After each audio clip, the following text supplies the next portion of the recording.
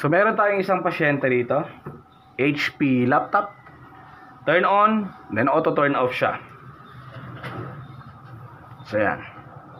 Okay, so naka-plug in na tayo. Check mo lang muna natin.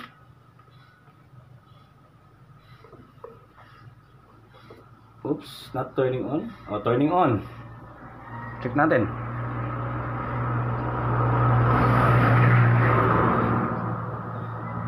Nagtuturn on naman. Pero wala siyang display. Okay.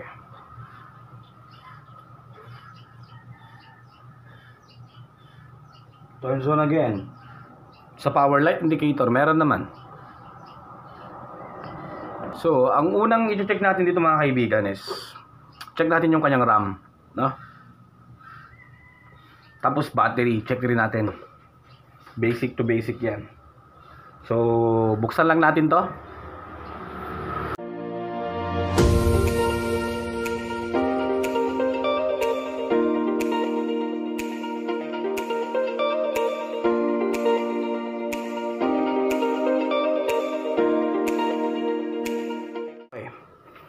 So meron akong napansin mga kaibigan. Nag-bloat yung kanyang battery. Bloated battery. Pasensya na sa kuko ko kasi nag-aayos din tayo ng printer. Oh my god. So bloated battery. Tanggalin natin yung kanyang battery. Sana lang wala pa siyang tinamaan dito mga kaibigan.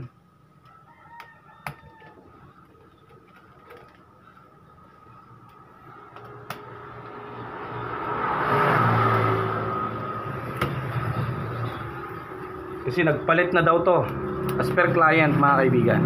Yan, bloated. Tanggalin muna natin yung kanyang battery.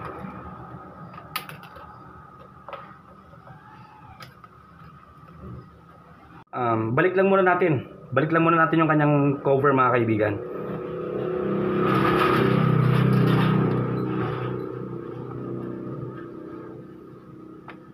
This time, turn on natin ulit. Saksak natin. Oh siya! Ang hirap abutin.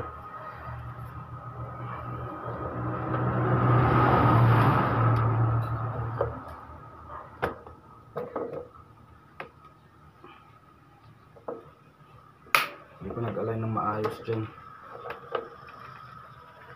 Okay. So power on. Turning on.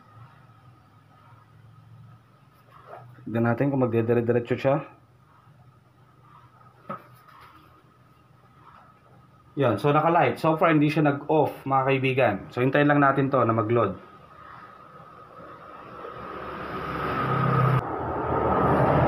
Check pa natin. Yon.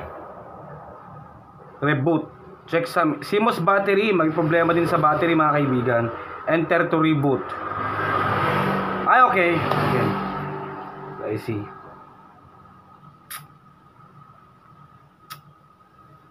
Okay. Alright. So far nag-turn on na siya. May problema din sa CMOS battery nito. Okay. Yan.